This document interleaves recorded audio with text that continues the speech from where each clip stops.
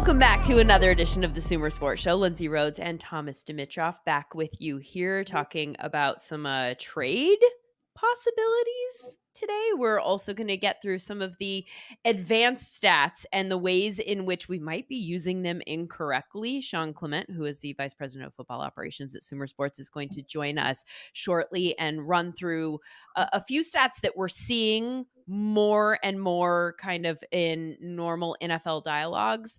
That maybe we need a little bit of a primer on what they actually mean.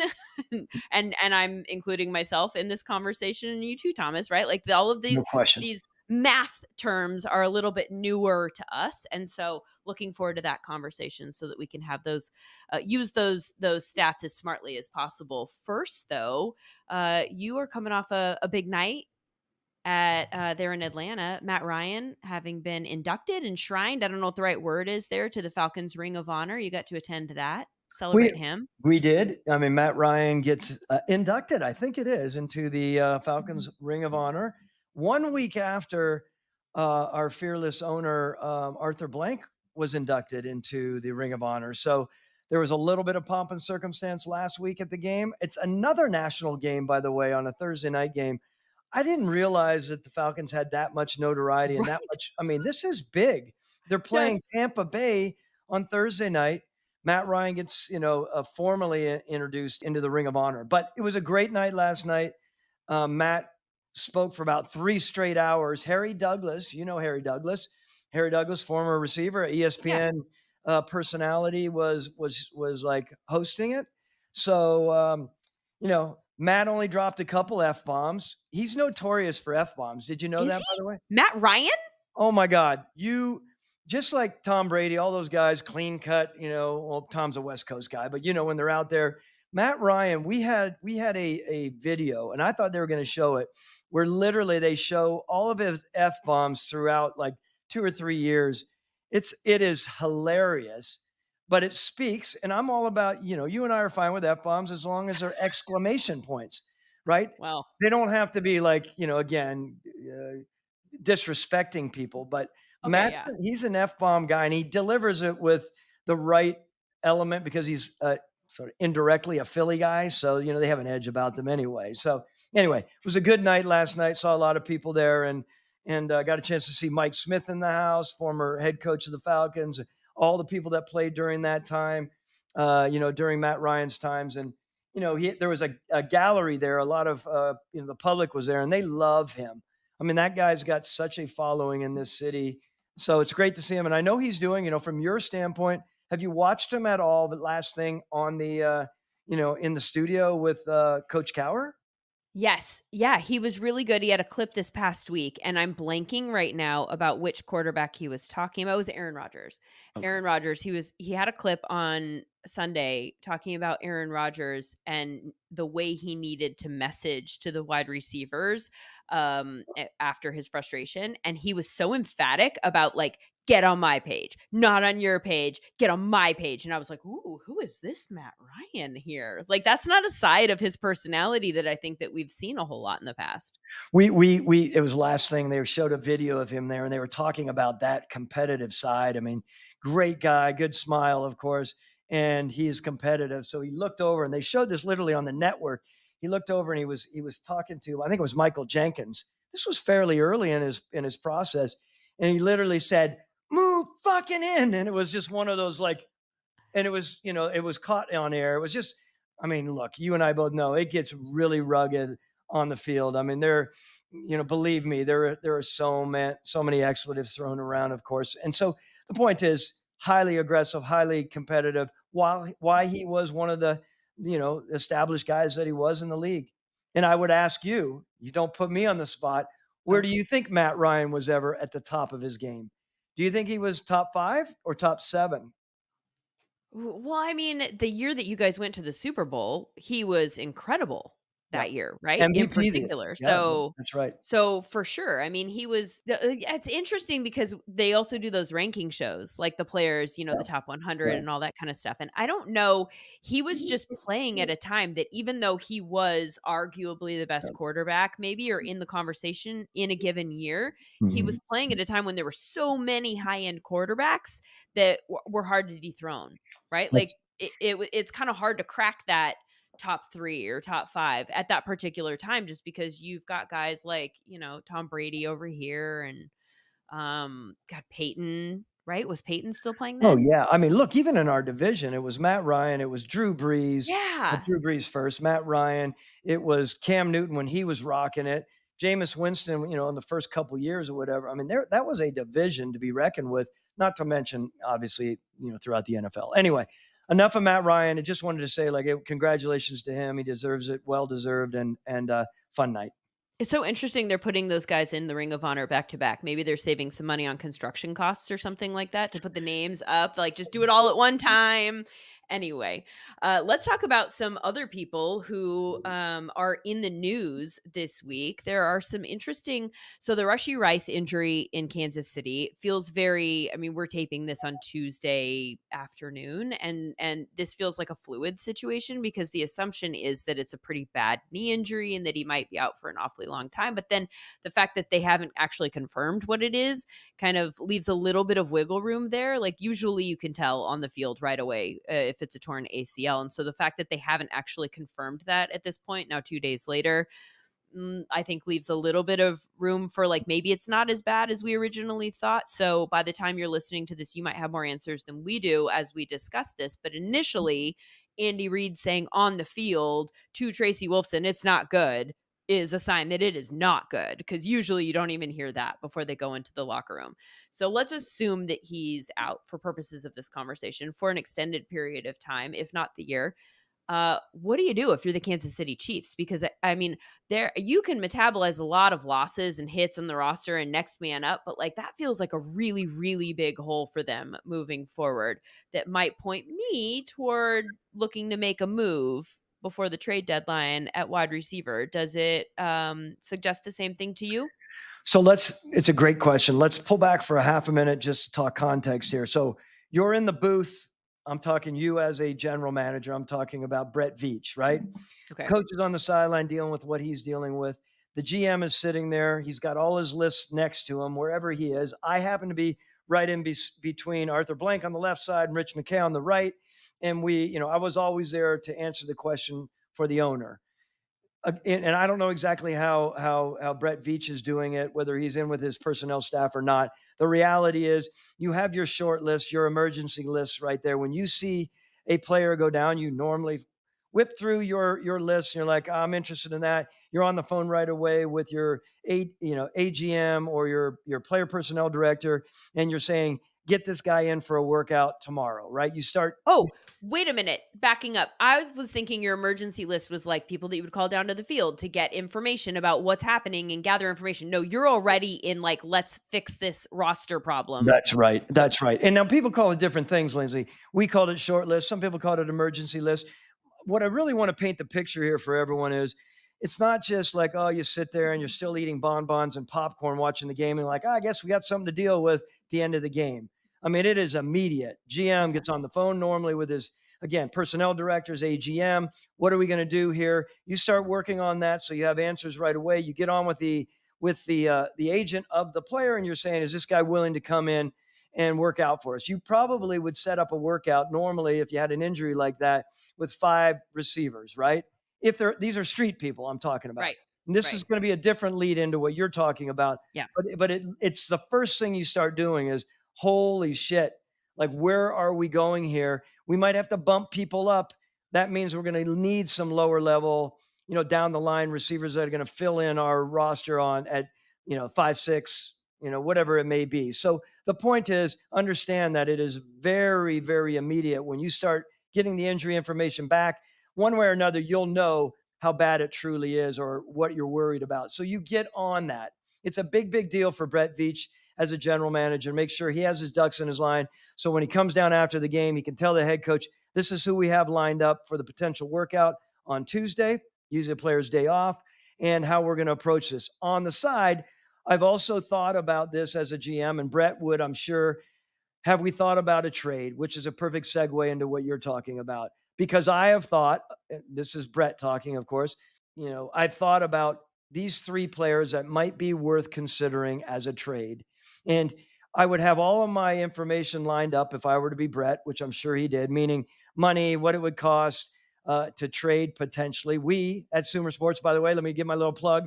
We have our trade comp tool, right?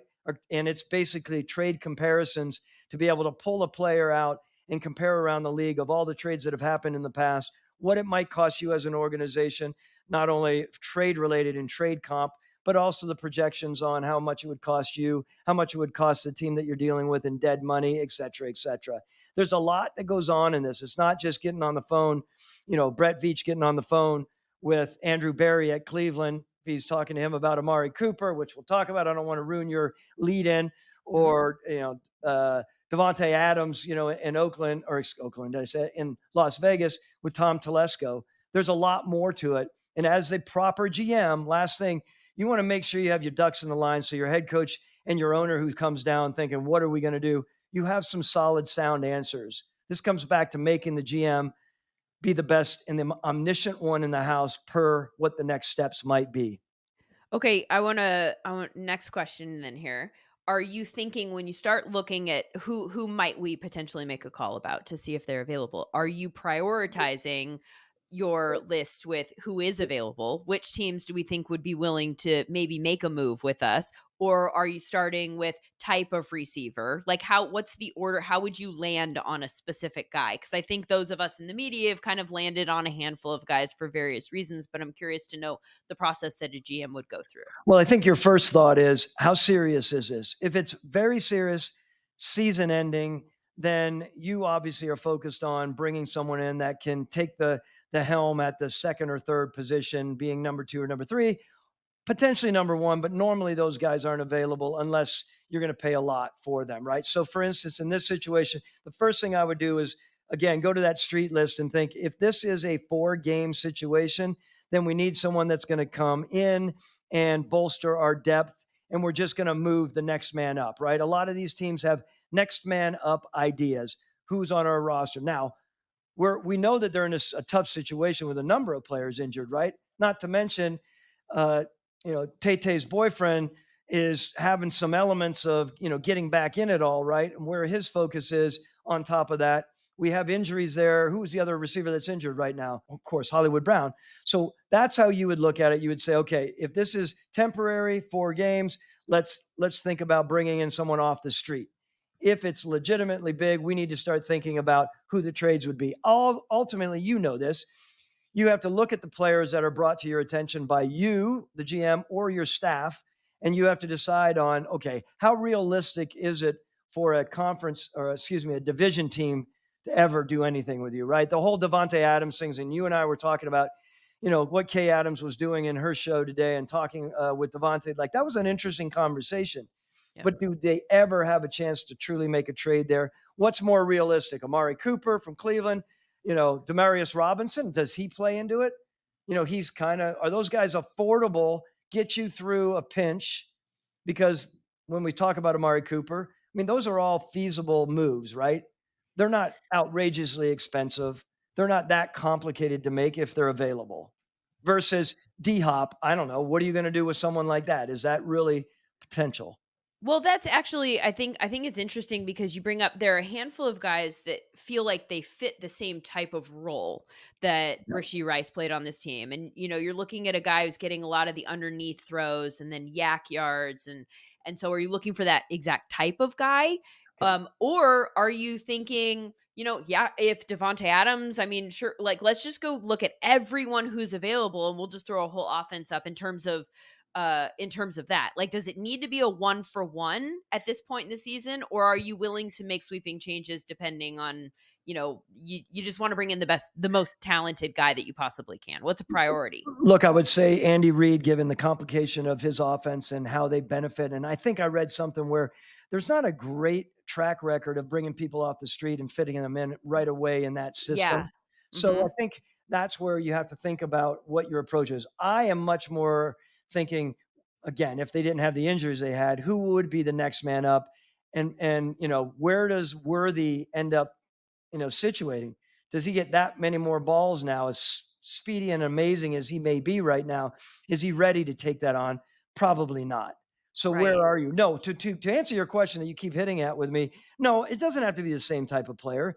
You can get different players. We had times when we had, sort of exchanged and substituted certain players that were going to be very productive, but might have been very different at running routes. Longer, bigger. Yes, if we ever had an injury to Julio Jones back in the day, we wanted someone that was fairly close to him, but he didn't have to, he didn't have to have all of the traits that Julio had. So, but if you found a guy who was 5'11" and he was ripping it up, and we were fortunate enough to get this guy, we would definitely put him in there in lieu of Julio, who might have been 6'3.5" or whatever he was. So it doesn't have to mirror exactly what that injured player is, in my Is mind. Julio different though because of the type of wide receiver that he is? Like if you take Julio out of Atlanta's offense, then you need someone who can literally do like you need an X, like you need a big guy. You need somebody who kind of fits the same type of a mold, whereas that's not really what Rashee Rice is. And so Right. I don't know. I Well, some of well, Rashee Rice is obviously incredibly talented, right? And he's such a yeah. difference maker, and it's fun to watch him. To your point, I mean, we happen to have, Julio Jones, we had Roddy White, we had Mohamed Sanu. Like we had some big guys over the years, and then we mixed in a couple small guys. I believe you can do that. You can be creative with that. But if you're a group that, like, I don't even know if you have the data right in front of us, and Stavsky, if you can bring it up, Rashee Rice's biometrics, where he was, height, weight, speed, exactly coming out. The reality is, you're going to look for the best player that's going to be able to handle your business and help you produce as in my mind, a two or a one or a two, because that's going to be important. And what are you going to do with your tight end? And how is Travis Kelsey going to come along? You're going to have to kick into gear with him more. They have a running back in Pacheco who's very talented. We know who's injured. This is a big and complicated situation for that organization to figure out right now, in my mind. Yeah, this feels to me like season altering. I mean, at the risk of sounding hyperbolic, history Yep. altering potentially because some injuries you can just go next man up. Some are like we've already lost this, now we've lost this, now we're going to lose this too and like maybe now this kind of takes the Chiefs out of a conversation that otherwise they would be in to go win a third Super Bowl. Now I feel like I'm having a harder time picturing it. If they don't go make a move to bring in somebody that can pick up not just next man up, like can actually pick up the slack and step in and perform in a similar fashion to Rashee Rice in this offense. Well, And I think that go ahead. no, I was just going to say, no, I agree with you 100%. The one thing is, usually as a GM, I am never moved by an injury. I mean, I am, but it's like, let's figure it out. I was always a believer in next man up. Our coaches were always a believer in that. You have to be that way. You can't be panic stricken guy, right? It's the most irritating thing to see when I see people in an organization running around with their heads cut off. Take a deep breath and figure out what you need to do. However, this is a very different situation. This is something that would cause a lot of discomfort as a team builder. Like, what in the hell are we going to do to stay online here? And is it going to take us a while? And are we going to lose some games in the interim while we're trying to figure out who the next man up is, or while Rashee Rice heals? If it's catastrophic, the end of the year deal, ends the year, that's a different story. It's going to be really interesting to see how they navigate through this. You saw the Rashee Rice, by the way, what, 6.5 feet, 205, 451. Very, very I say average, nothing's average in the NFL, but Yeah. those are strong averages. They're not too big, not too small, right? Yeah. Um, and look, he was a 702 cone. A 702 cone is not special. It's on the back end. You're getting a lot of 668, 665s on the really good ones. I thought this was interesting. These aren't outrageous numbers. Let's go through some of the names that are coming up here that and talk about, what makes the most sense to you. Amari Cooper is one. Mhm. We'll go through these kind of one at a time in terms of the ones that I think we're hearing the most. The Browns notably converted all but $1.21 million worth of his salary this season into signing bonus. So he is an affordable trade candidate. Is Amari Cooper somebody that you think makes sense in this situation? I do, and I think the affordability side of it. I think the Browns, if I'm not mistaken, as I was reading through the data and the contract earlier, I think it's 15 plus million dead money. So it's not outrageous. There's still money there, right? I mean, if they do trade, and you have to make it worthwhile, he's going to make that money no matter whether he's with the Browns or not, right? So there's a lot that they have to think about, of course. But if they could get something, and desperate times, desperate measures, sometimes, right? This is a time that you can leverage these teams that are in major need.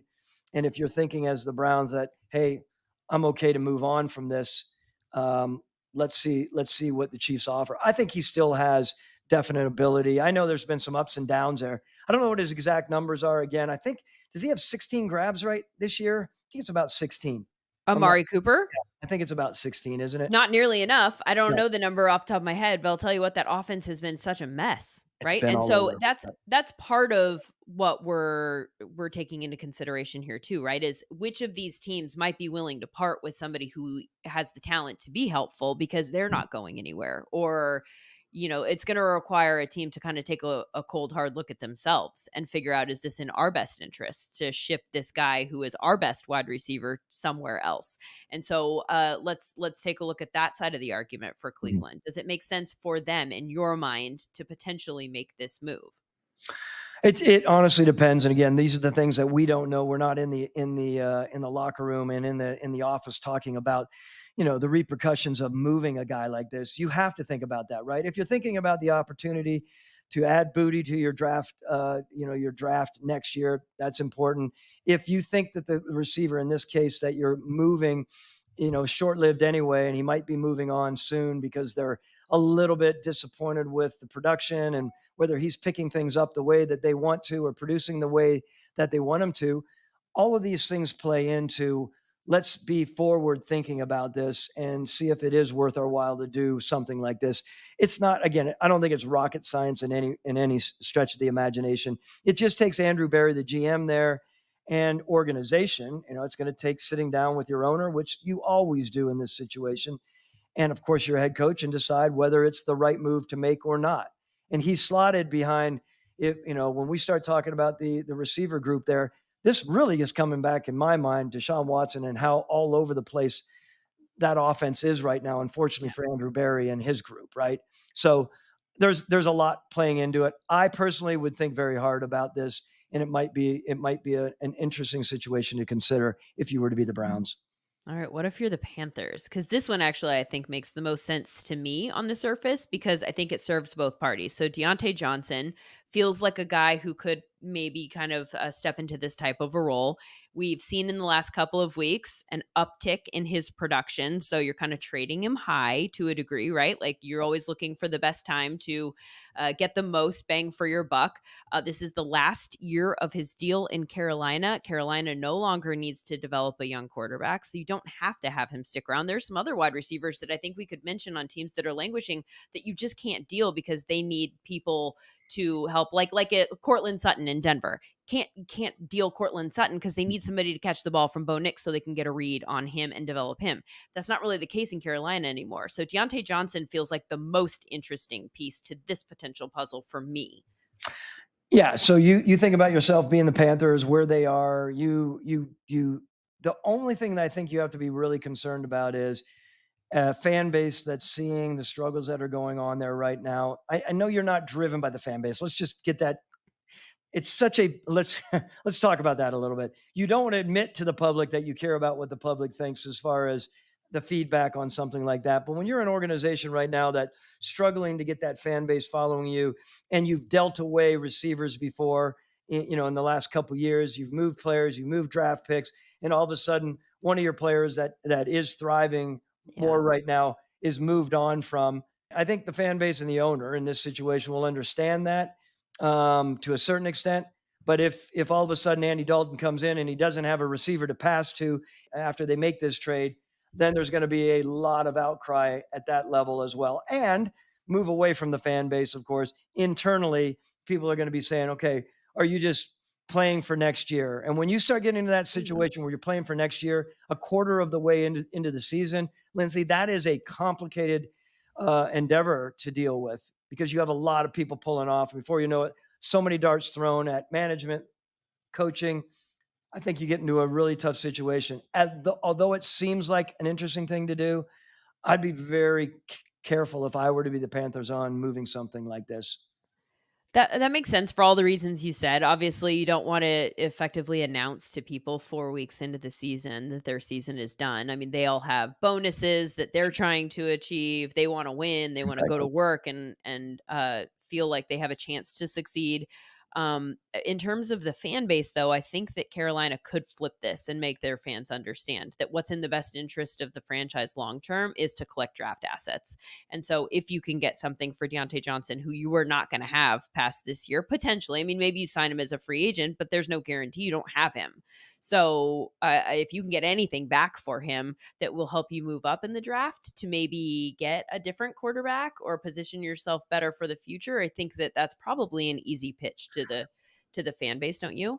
Well, look, I mean that's back and forth, right? In my mind, I mean you're on both sides of the fence there because you do run into people saying, "Well, we're not a tough, driven football team. We're bowing out."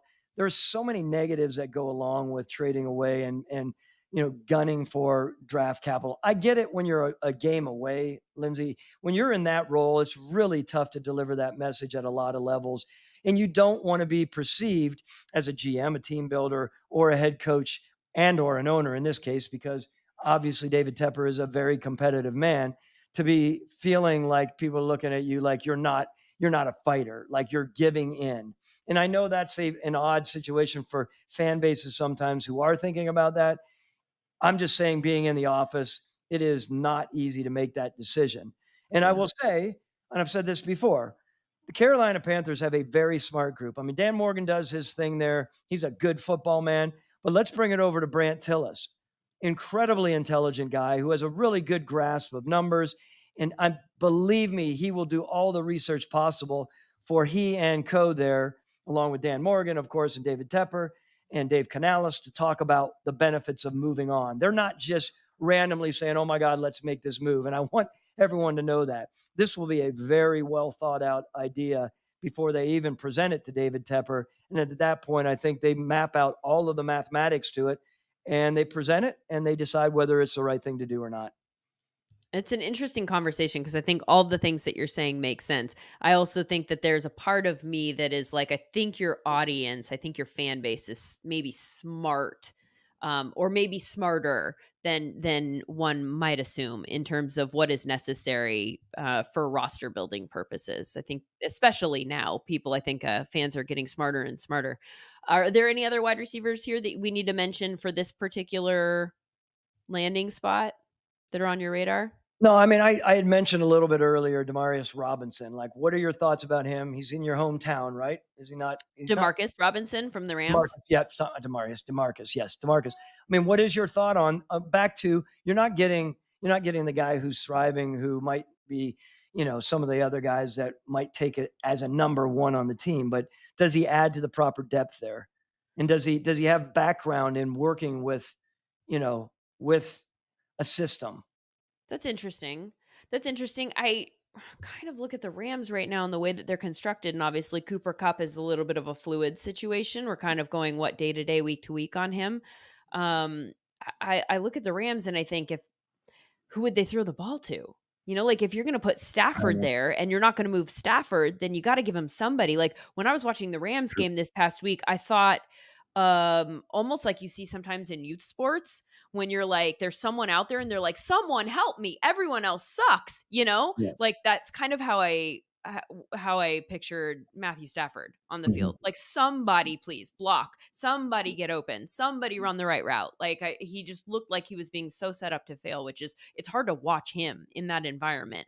And that's just attrition because of the injuries. It's just bad luck. But I think if you got rid of somebody and you still put Matthew Stafford back there, that's kind of a hard argument to That make. that's a good point. I'm just thinking about receivers out there that Yeah. might be on the trade block because Not that they're not good for that organization, but they have to start thinking about the value of it and time to move on, of course. And their expectations of what Demarcus Robinson was going to be and what he wasn't or what he hasn't been is something that I'm sure is on Les Snead's mind.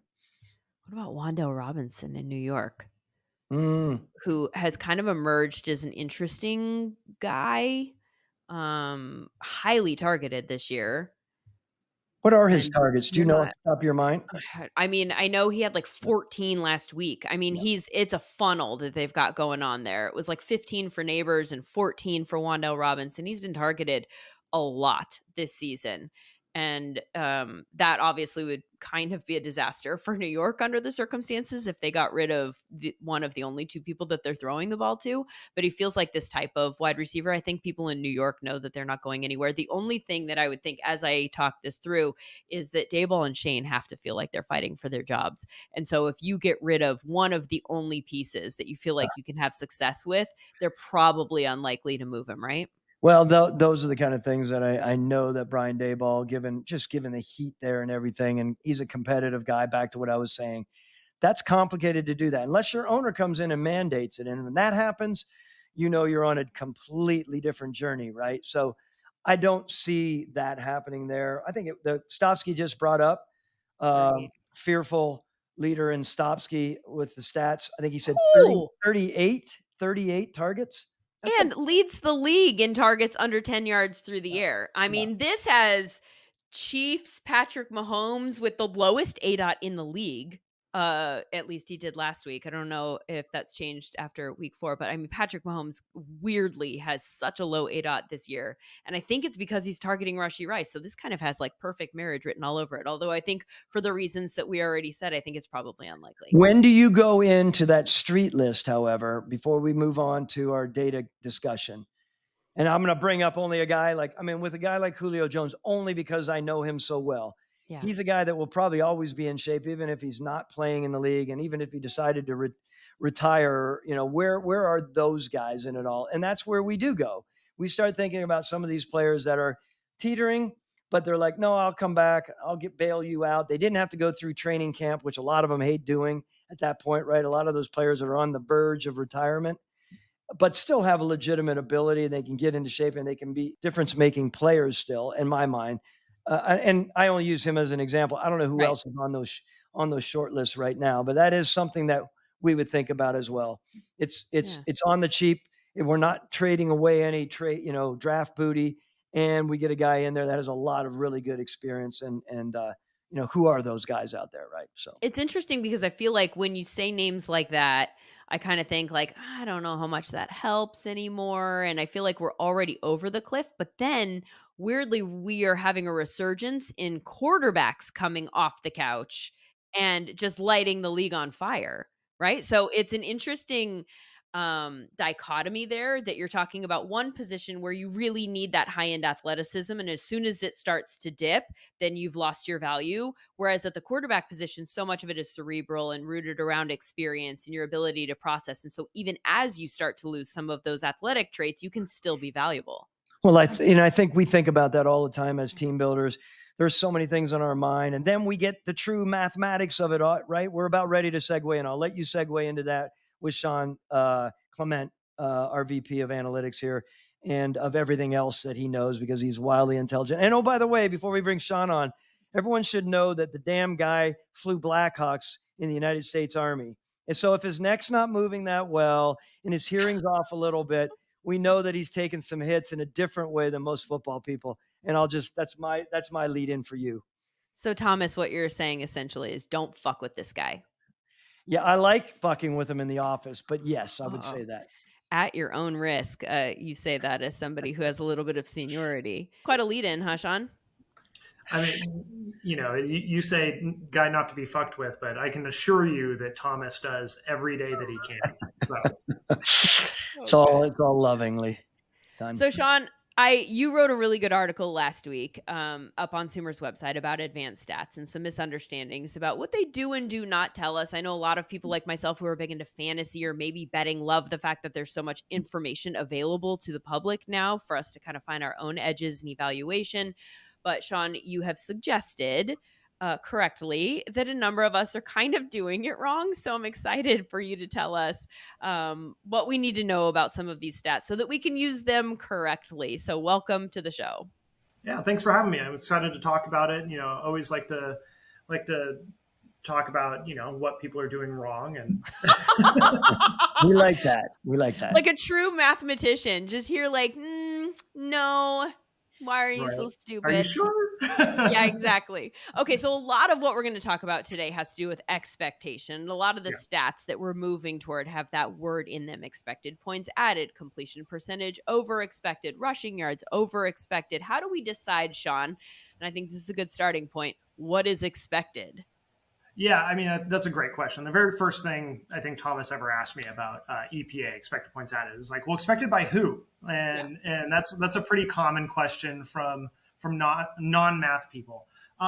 In math terms, an expectation just basically means an average given the context that you've modeled, right? And when we say expectation, I think the confusing thing, especially for a lot of people who are consuming these different pieces of data, is that expectation means different things in different models because we've given it different amounts of information. And so the expectation in EPA is different than the expectation in rushing yards over expected. And that's a confusing concept. And I could get into like, well, maybe we as the analytics community need to do better about being less mathematically precise in how we name things and more just like conversationally understood in what we're saying. Well, like rushing yards over expected, for instance, I think is a very interesting one because I think a lot of people assume that the over expectation part here is interchangeable with over average, and it is not. Right. So so rushing yards over expected it was brought into the next gen stats era through the big data bowl. Michael Lopez, who runs NFL analytics group, does a great job running the big data bowl every year.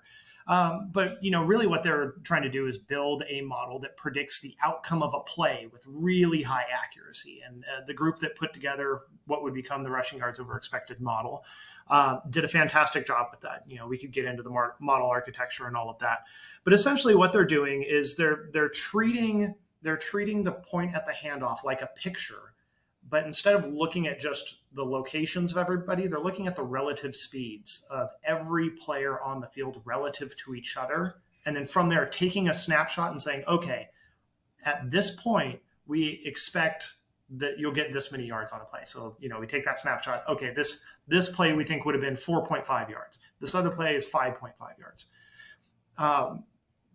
It gets a little tricky, though, if you give the model pieces of information about a player that can skew the results. And that was part of what I was trying to talk about in the article. So, for instance, like that particular player's speed is taken into account, which means that when a fast player reaches a fast speed and picks up a lot of yards, he's less likely to have a big over expected number because him moving quickly was part of the expectation. And so you might see somebody who you would think would have a better than average gain or a better than average result because of those things, but his own physical attributes are baked into the expectation here in a way that almost hurts him. Yeah, exactly. And I think the example I used was actually for yards after the catch in the article, and I was talking about Tyreek Hill, who's of course incredibly fast. But to your point, Lindsay, if somebody is extremely fast, and let's say that they're the only player in the NFL that can reach this particular top speed or this particular acceleration, well, then they singularly define the average that you're subtracting away from this player's score to define whether or not they're above or below expectation. And so then, let's say we have a league where Tyreek Hill is singularly this, fastest receiver ever. You're really only comparing him against himself. And then that is what is setting the expectation. And so from a team building perspective, that gets a little tricky. From a fantasy perspective, from a betting perspective, a lot of these models are incredibly useful because we don't see players like Tyreek Hill change teams mid-season a lot. And so you can very reliably start looking at like, okay, well, what's the over on this particular game going to be? Or how many fantasy points should I expect based off of all of these different metrics? And so I think they're just useful in different contexts. I think it's important to note, and I think after reading your article, my big takeaway with that stat in particular is that the goal of that stat, and correct me if I'm misinterpreting this, is not to figure out how good the running back is. The goal of the stat is to figure out how many yards the running back can gain in a series of plays so that you have an expectation of what's likely to happen in a certain environment, right? Yeah, well, so the model is running at the play level, and it's saying for this particular play, how many yards would we expect this guy to get? You know, an example that we can talk through. Let's talk about Cincinnati, right? Okay. So you have Zach Moss, you have Chase Brown, two players who are virtually identical in yards, right? 187 versus 184. But they have very different rushing yard over expected totals. So Chase Brown has a rushing yards over expected of 45, which means that he has gained 45 more yards than the model would expect. Zach Moss is negative 21. Well, what we shouldn't do is look at that and say, oh, Chase Brown's way better than Zach Moss, because what rushing yards over expected is not telling us the rest of the context. Let's think of a really workable example here. A goal line back versus an every down back. Your every down back gets you down the field, right? And then your goal line back punches it in. Well, if you're punching in from the 1 yard line, there aren't that many yards over expectation to accrue at all, because you're just getting in that last yard. And so you may penalize a guy who's a third down back, who's a goal line back, who's really in there when you got heavy personnel, 6 linemen on the line, just trying to punch it in. Rushing yards over expectation is going to give you kind of a weird look at that. So you're going to want to look at other things like, you know, how often is the guy running into an 8-man box? Well, in this case, Zach Moss goes into an 8-man box, 8-man or more box 33% of the time, versus Chase Brown, who's going 17.2% of the time. That's a big difference. You know, you can look at their percentages, like how, or by attempt, like rushing yards per attempt. So, you know, Chase Brown is getting 1.5 yards more per attempt on rushing yards over expectation, whereas Zach Moss is losing about 0.5 yard compared to expectation. All of this to say that they're basically context numbers for how a back is used, not necessarily a ranking of the quality of the back. But so if they're, because I feel like are these two running backs that are used differently enough that it's not a fair way to compare backs in the same team? Like, I get not necessarily wanting to compare running backs in different offenses, maybe, right? Because it's taking a picture of the entire environment, not just the running back. But in this particular case, the fact that they're on the same team, and I don't know that they have, like, I mean, the stacked box number is interesting, but when you look at like success rate, even Chase Brown was 65.5% and Zach Moss with 35.4%. Like, I feel like the numbers are painting a picture of Chase Brown being a better running back, but you're telling me that's not necessarily the case. No, not necessarily. I mean, if you look at even Next Gen Stats, so if you go to nextgenstats.nfl.com, the NFL publishes these stats. And well, one of the ones that they published is efficiency. And so you would think like Zach Moss would have a much lower efficiency number than Chase Brown. But in fact, the opposite is true. So you have one metric that's telling us, oh, Zach Moss isn't getting nearly as many yards over expected as we would expect. And we have another number that's telling us, actually, but he's more efficient of a runner because he's going against harder assignments and more stacked boxes. So I would be hesitant to, even within the same team, to say that like, oh, well, this means we should rank them a certain way. It's much more the starting point of where you should dig in rather than the finishing line for analysis. Lindsay, can I butt in for a minute here? From a football NFL standpoint, Sumer is doing a great job in making sure that this is all accessible and consumable for the NFL mind, right, Lindsay? Like how not the like I'm listening to you two, and it's great conversation. Not the fantasy football mind or the gaming mind for a minute. Let's swing this back very quickly to an NFL team. We have a lot of NFL people, executives and pipeline GMs that are listening to this. They all want to know more and more about where data is going to fall in and how it can help them make better decisions. So can you bring this around for a half a minute to how you would suggest executives in the NFL use the expected models? Because it's not normal for us, right, Lindsay? We sit there and we're like, yeah, I got that. interesting data, but we're going to watch this vid and we're going to crunch this vid. He's got vision, he's got power, et cetera, et cetera. That's what it is. It's what we see, right? How are we augmenting? Yeah, I think what you would want to do is look at backs across the league, or let's say even in college, and look for backs that are of the same type in similar schemes. And then within those kind of slices, then you can start making good comparisons with rushing yards over expected. So, you want to look at guys who are the primary back for their team, really the bell cow running back. And so if you wanted to look and say like, well, can we compare Derrick Henry to Saquon Barkley? That's probably not a unfair comparison, right? Two running backs who are every down backs, really want to be, part of a central piece of that offense with mobile quarterbacks. They're not running exactly the same scheme, but you can make a relatively fair comparison there. Where you just need to be careful is, are you doing this apples to apples comparison with the type of back you're looking at? Well, that's a great point. So we can talk about this, Lindsay. You can talk about it on the pro side, on free agency busting, stack busting. Remember, you've heard me talk about that. And on the draft side, if you had 10 running backs that are in the 6'5" and above, and you're trying to differentiate between those players, and there's a lot, different ideas within your building. Your head coach sees someone at 5. As a GM, you see him as number 9 or 10. To be able to factor in this data is going to be really good for us to start really grooving in on those stacks that we need to bust or break up a little bit, meaning let's get the proper order as close as possible. I've had talked to so many general managers and head coaches who say, hey, Thomas, can you and Sean and your group take this 20 stack here and truly break it up beyond what we have the stack set up, but beyond that, how will you break it up from a data standpoint to help us with that busting? Interesting thought.